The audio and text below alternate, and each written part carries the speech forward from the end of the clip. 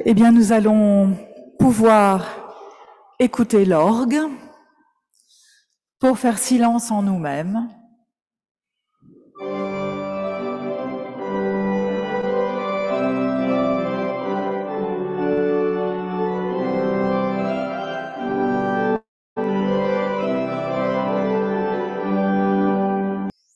Bienvenue à vous tous, à vous toutes. Dans ce temps de culte, nous allons nous tenir ensemble devant Dieu, attentifs à la présence de Dieu et aussi à la présence de l'autre, des autres. Et donc prenons un instant pour faire attention à qui nous entoure. Je vous laisse regarder qui vous entoure aujourd'hui. Vous qui êtes par Zoom, vous pouvez aussi regarder qui est avec vous par Zoom. Et vous qui êtes dans le temple, même si vous ne les voyez pas, vous savez que vous avez des frères et des sœurs avec vous, avec nous, par Zoom. Nous allons partager avec Dieu, nous allons partager avec ceux qui nous entourent nos doutes, nos difficultés, nos interrogations, notre confiance. C'est un chemin que nous allons faire ensemble. Et ensemble, nous écoutons la bonne nouvelle qu'inlassablement, Dieu nous répète. Frères et sœurs, qui que vous soyez, d'où que vous veniez et où que vous alliez, la grâce, la paix et la joie de Dieu sont avec vous chaque jour, pour toujours. Amen.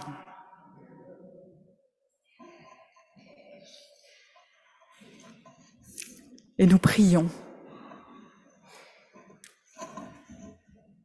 Seigneur, ouvre nos lèvres et nos bouches publieront ta louange.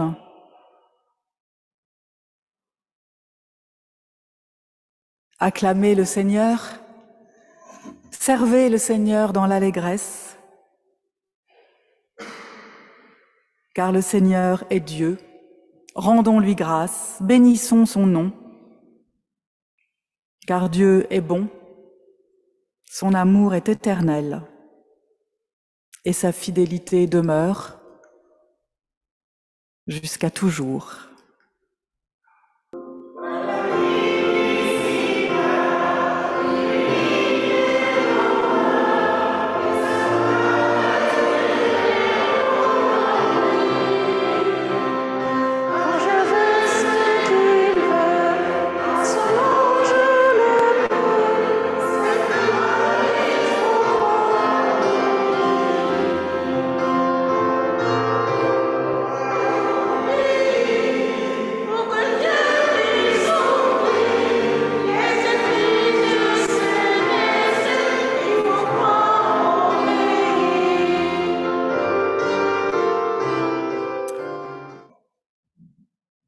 Dans un mouvement d'humilité,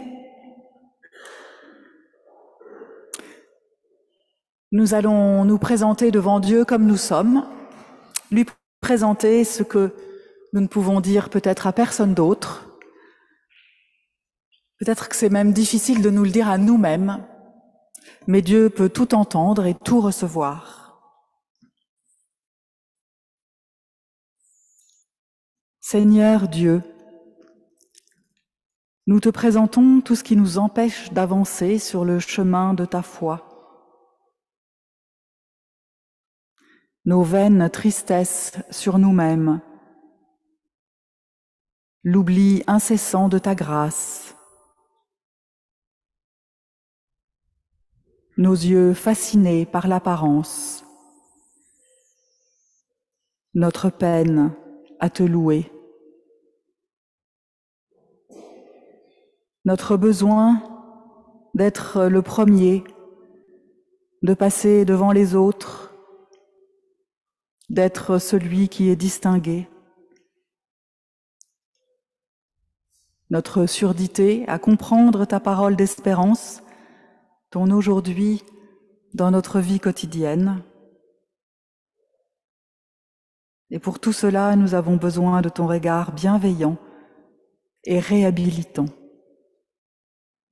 Amen.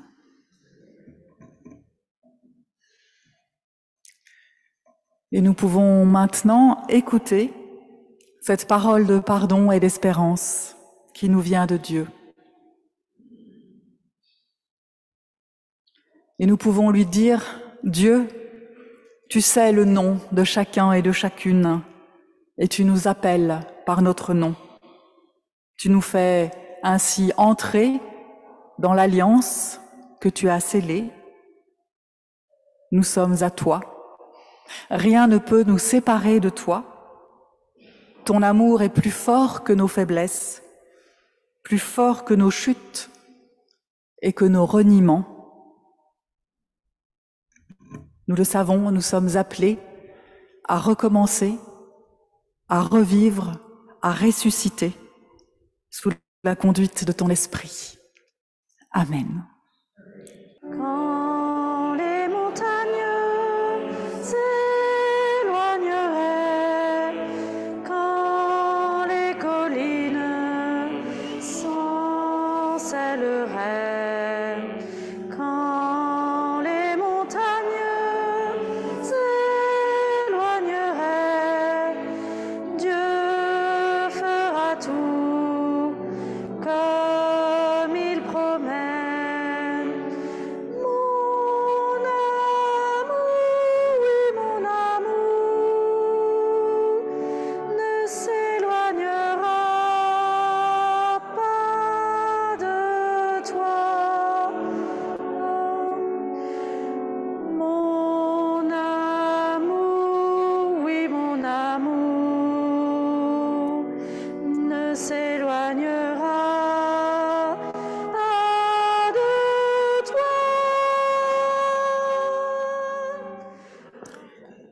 Avant d'ouvrir la Bible, nous écoutons les mots de Sœur Myriam qui nous exhorte. Deviens en toi-même une maison de paix, un point tranquille tourné vers Dieu. Mets-toi à l'école du silence profond et vrai, ce silence qui n'est pas un mutisme, mais passerelle vers l'écoute et la communion. N'emplis pas tes jours de mots inutiles ni d'agitation. Nos villes surchargées de bruit tuent dans l'humain ce qu'il a d'essentiel. Alors ouvre à Dieu une porte au cœur de ton amitié. Amen.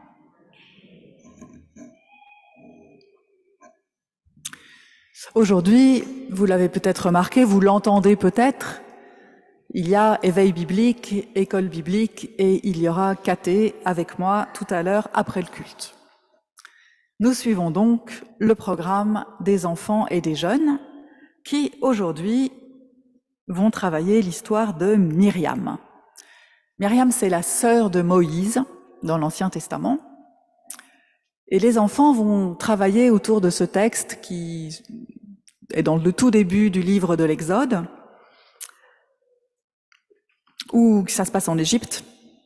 Et les Égyptiens et Pharaon sont très très inquiets parce que le peuple hébreu se multiplie et ils y voient une menace pour eux. Ils ont peur que tout d'un coup le peuple hébreu devienne prépondérant et écrase le peuple égyptien. Et le Pharaon décide donc que pour éviter cet accroissement de population hébraïque, tous les nouveau-nés de sexe masculin doivent être tués.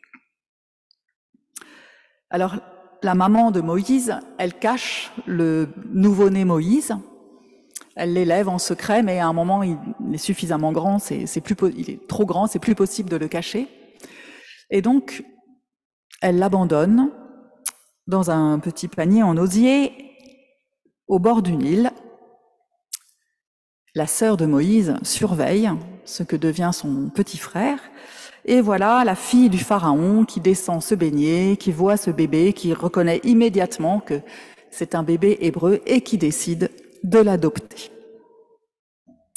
Voilà, le texte ne dit pas que la sœur de Moïse, c'est Myriam, mais comme il n'y a pas d'autres sœurs, semble-t-il, on imagine que c'est Myriam. Et cette Myriam que rien n'arrête, elle va demander à la fille du pharaon, c'est extraordinaire de penser qu'elle puisse lui parler, mais elle lui parle et elle lui dit, si tu veux, comme c'est un bébé hébreu, je te trouve une nourrice hébreu pour s'en occuper. Quelle bonne idée, dit la fille du pharaon, et voilà que Myriam apporte sa propre mère pour s'occuper de son fils. Voilà, cette histoire que je viens de vous raconter, nous n'allons donc pas la lire. Moi, je vous propose une autre histoire de Myriam, qui se trouve dans le livre des Nombres. Ils étaient à Asséroth. Alors, Myriam et Aaron parlèrent contre Moïse au sujet de la Coushite qu'il avait prise. C'était une Coushite qu'il avait prise pour femme. Ils dirent, « Est-ce seulement par Moïse que le Seigneur parle? N'est-ce pas aussi par nous qu'il parle? » Le Seigneur l'entendit. Or, Moïse était un homme très humble, plus qu'aucun être humain sur terre. Soudain, le Seigneur dit à Moïse, à Aaron et à Myriam, « Sortez tous les trois vers la tente de la rencontre. » Ils sortirent tous les trois. Le Seigneur descendit dans une colonne de nuée et se tint à l'entrée de la tente. Il appela Aaron et Myriam qui s'avancèrent tous les deux. Il dit, « Écoutez mes paroles, je vous prie.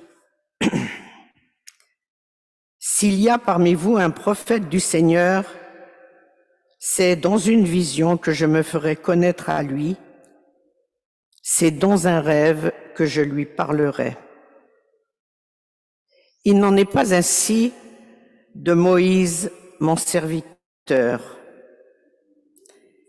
Il est l'homme de confiance pour toute ma maison. Je lui parle de vive voix, en vision, mais sans énigme, et il contemple la forme même du Seigneur. Pourquoi n'avez-vous pas craint de parler contre Moïse, mon serviteur? Le Seigneur se mit en colère contre eux, il s'en alla. La nuée se retira d'au-dessus de la tente. Myriam était couverte de lèpre, elle était blanche comme la neige. Aaron se tourna vers Myriam, elle était couverte de lèpre. Alors Aaron dit à Moïse, « Pardon, mon Seigneur, je t'en prie, ne nous charge pas du péché que nous avons eu la folie de commettre. » Moïse cria vers le Seigneur, « Ô Dieu, je t'en prie, guéris-la. » Le Seigneur dit à Moïse, « Si son père lui avait croché au visage, ne serait-elle pas dans la confusion pendant 7 jours? Qu'elle soit exclue du camp pendant 7 jours. Après cela, elle sera réintégrée. » Myriam fut exclue du camp pendant 7 jours. Le peuple ne partit pas avant que Myriam ait été réintégrée. Après cela, le peuple partit de Hatzéroth et campa dans le désert de Param. Seigneur, ta parole est une lampe à nos pieds, une lumière sur nos sentiers.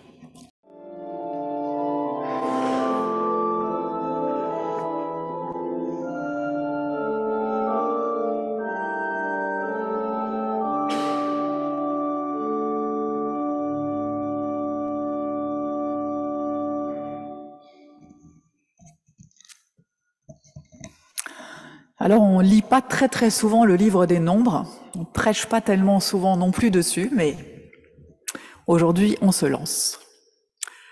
Le livre des Nombres nous raconte l'errance du peuple hébreu pendant de longues années dans le désert, après leur départ d'Égypte et avant leur arrivée dans le pays promis.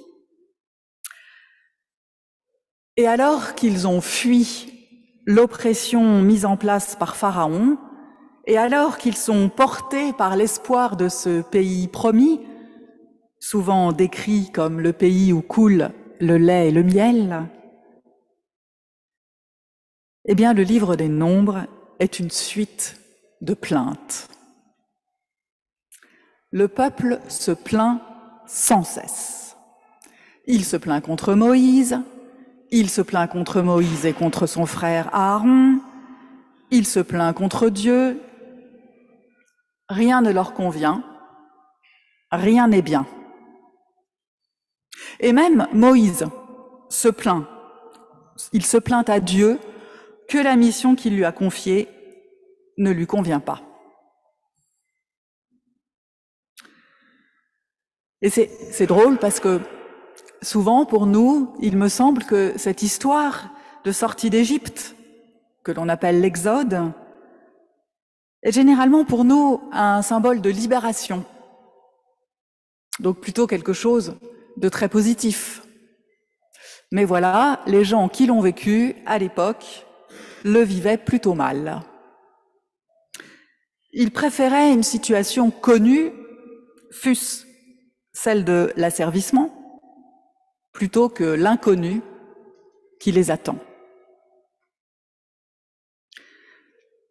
Et de fait, il faut bien dire que pour ceux qui sont sortis d'Égypte, cette traversée du désert n'a pas vraiment été une libération puisqu'ils sont tous morts dans le désert et que seuls leurs enfants qui sont nés au désert ont pu s'en sortir et arriver dans le pays où coule le lait et le miel. Alors pourquoi voyons-nous dans cette traversée du désert une libération? Parce que pour nous aussi, la notion du désert, c'est plutôt négatif. C'est un endroit aride, non fertile. Il n'y a rien à boire, rien à manger, c'est plein de bêtes sauvages qui vous attaquent. Des serpents, des scorpions, j'ai compris, des tas d'autres choses. Enfin, le désert, c'est quand même plutôt un endroit où on meurt qu'un endroit où on vit. Et d'ailleurs, dans l'histoire de France, dans l'histoire des guerres de religion, on a appelé le désert cette période des guerres de religion entre la révocation de l'édit de Nantes en 1685 et l'édit de tolérance de Versailles qui plus ou moins annule la révocation de l'édit de Nantes en 1787. Donc là, on a un siècle où le protestantisme était interdit, puni de déportation ou de mort, et où il a continué à vivre dans une précaire et dangereuse clandestinité. Alors bien sûr, si cette période s'appelle le désert, c'est certainement en référence à l'espérance qui portait les protestants à cette époque, l'espérance de l'avènement d'un monde meilleur, d'un temps meilleur, l'attente d'un temps où coulerait le lait et le miel. N'empêche que l'idée qui reste, je crois, c'est que c'est celle d'une période d'aridité et de menace de mort. Et notre désert à nous, où est-il notre désert personnel? Comment le traverse-t-on, notre désert intérieur?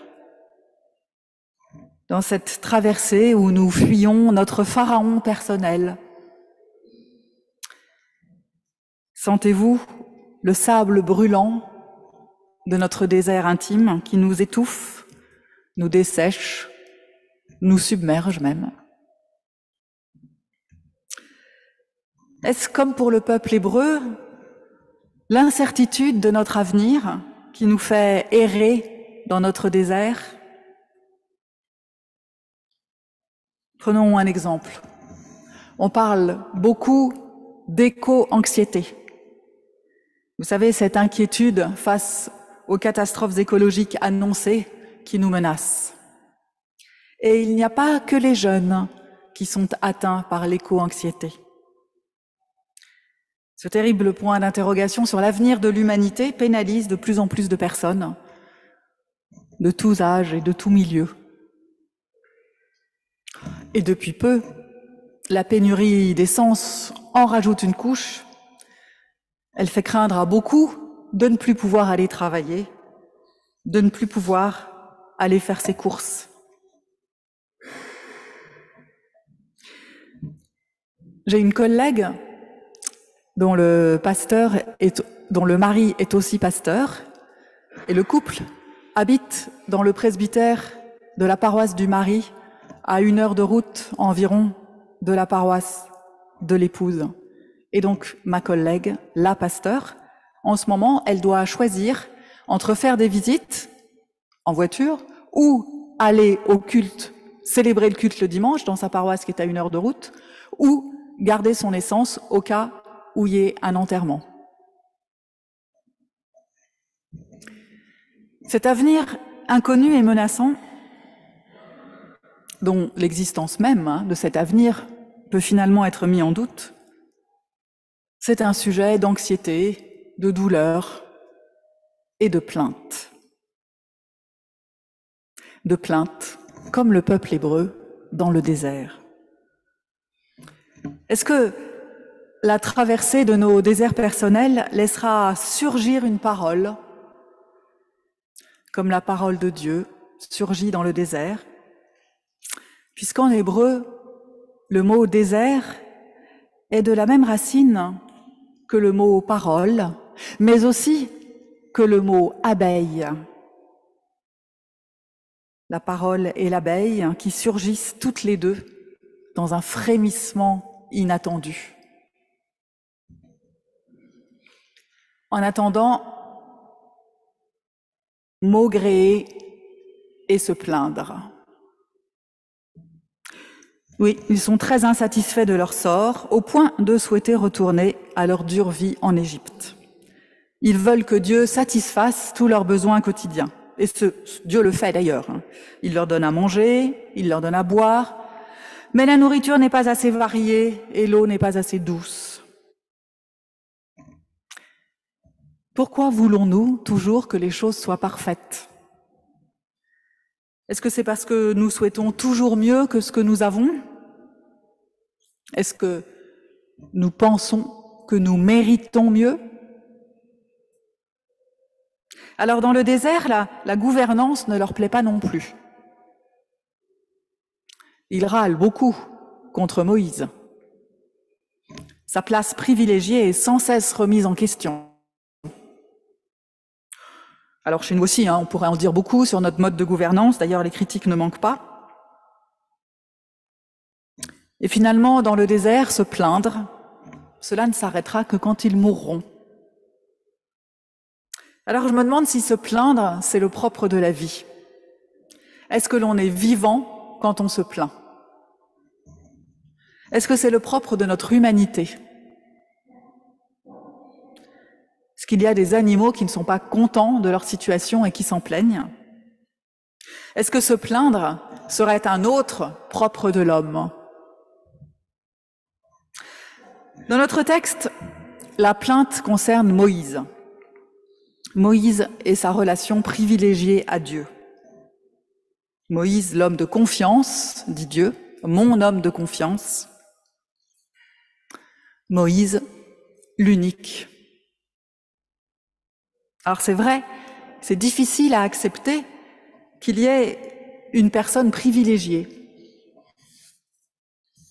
C'est difficile à accepter qu'il faille un intermédiaire unique et privilégiée entre Dieu et nous. Une personne qui soit là pour nous transmettre la parole de Dieu. Ça ressemble quand même un petit peu à ce que fait Jésus. Et finalement, à part que Moïse n'est pas appelé fils de Dieu, d'une certaine façon, il a un peu la même fonction que Jésus. Si j'osais, je dirais presque qu'il est autant Messie que le Christ, puisque Messie, comme Christ d'ailleurs, ça veut dire celui qui est oint. Et Moïse a été autant oint que le Christ, c'est-à-dire pas du tout.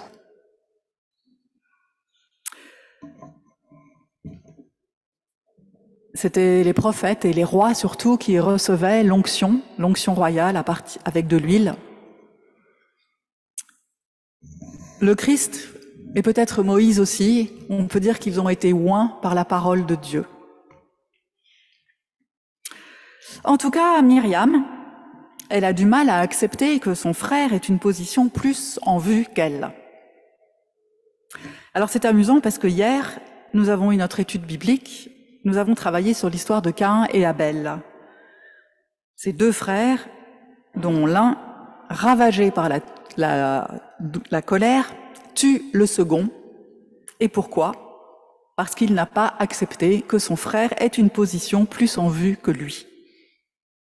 Il n'a pas accepté que Dieu ait préféré l'offrande faite par le second. Cette colère, on l'a dit hier, n'est pas en soi un problème. C'est normal d'être en colère, c'est normal de se plaindre. Cette colère est légitime, elle est naturelle. Qui ne serait pas en colère de voir un autre réussir mieux que lui, ou mis en avant, distingué, sans raison apparente? Mais oui, la vie est injuste. Le problème, c'est que notre ami Caïn n'a pas su gérer sa colère. Et à cause de sa colère, il est devenu un meurtrier. Il s'est laissé submerger. C'est là qu'est son péché. Il n'a pas trouvé un moyen de transformer sa colère en quelque chose de non violent, par exemple, par la parole. Et cette parole, Myriam et Aaron, la sœur et le frère de Moïse, l'utilisent presque comme une arme contre Moïse. Ils se plaignent. Alors d'abord au sujet de sa femme étrangère, la Coushite, celle qui vient du pays de Couche. Mais je crois que leur vraie plainte, c'est quand ils disent « Est-ce seulement par Moïse que le Seigneur parle? N'est-ce pas aussi par nous qu'il parle ?» Alors puisque Moïse a effectivement fait entrer une femme étrangère dans la famille, peut-être qu'ils ont peur que Dieu puisse parler par l'intermédiaire d'une femme étrangère. Ce serait quand même dramatique. Et que Dieu puisse préférer à eux, le propre frère et la propre sœur de Moïse, que Dieu puisse leur préférer une femme étrangère. Mais bon, entre nous, pour ce qui est de l'étranger, ils repasseront.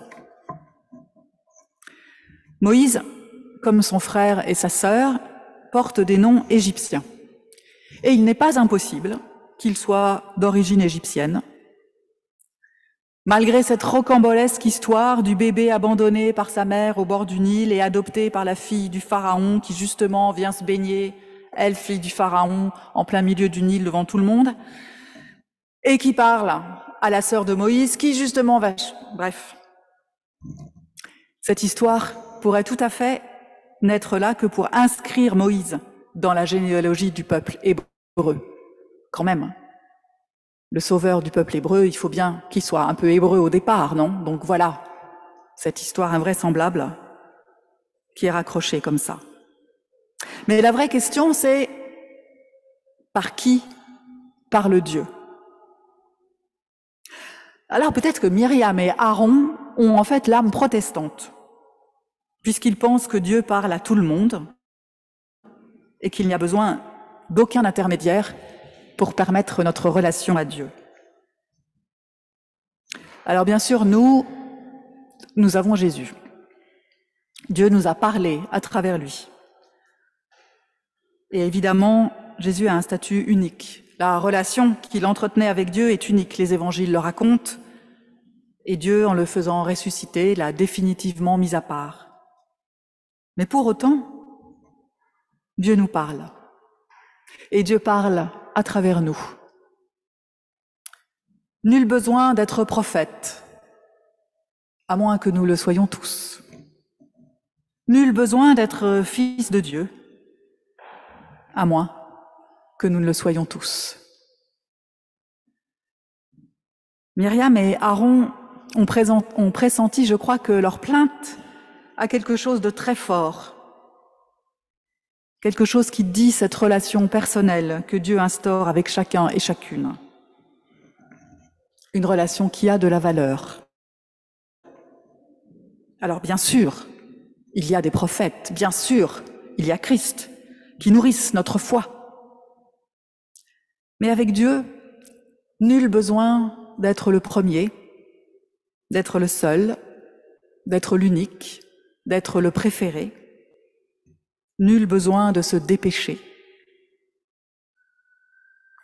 Même Myriam, qui va être punie pour son impudence, qui devient lépreuse, qui est exclue du camp pendant une semaine, eh bien même elle reviendra dans le camp au bout d'une semaine, et tout le monde a dû l'attendre avant de pouvoir repartir. Dans le judaïsme, on insiste même sur le fait que tout le peuple a attendu Myriam, et même Dieu, il a attendu aussi qu'elle revienne pour que tout le monde puisse repartir. Avec Dieu, il y en aura pour tout le monde, il y en aura pour nous, il y en aura pour vous. Amen.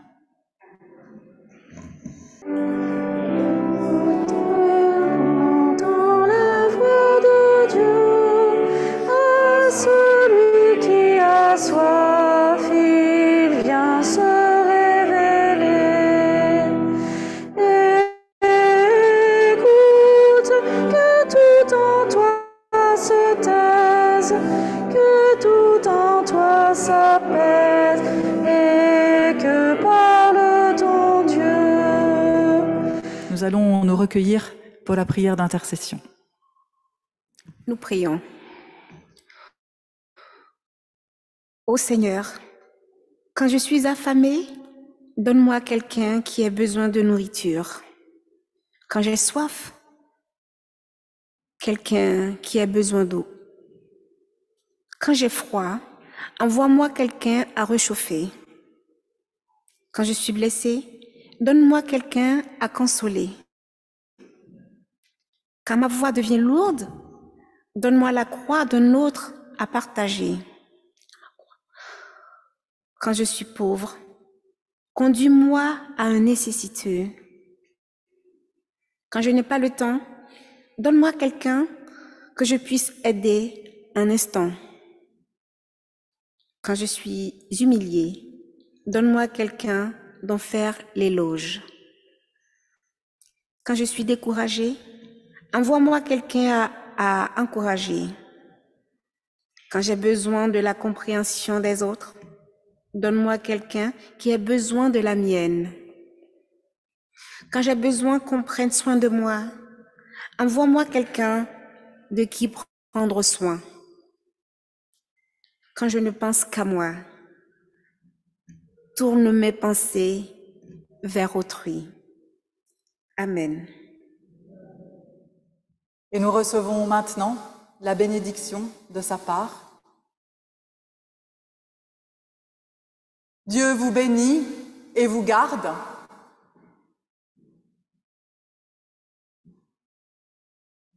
Vous et tous ceux que vous aimez.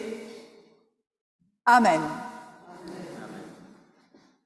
Sur le chemin où tu appelles, ta force affermira nos pas.